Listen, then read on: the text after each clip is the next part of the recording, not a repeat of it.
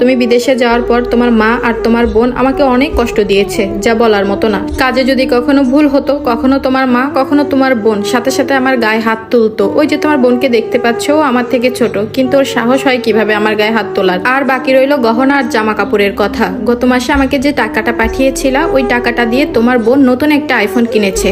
পালে জিজ্ঞাসা করে দেখো, সে তো সামনেই আছে। আর এই যে প্রতিটা ঈদ আসতো, ঈদের সময় বাসা বাড়িতে যেসব মহিলারা কাপড় নিয়ে আসতো, এই যে 200-400 টাকার দাম, ওইখান থেকেই আমাকে কিনে দিত। এত এত টাকা পেয়ে তারা বলতো, ইস আমার ভাই ইনকাম করতেছে, আমার ছেলে ইনকাম করতেছে, তোকে ঘরে বসে বসে খাওয়াবো আর এত কিছু দিব।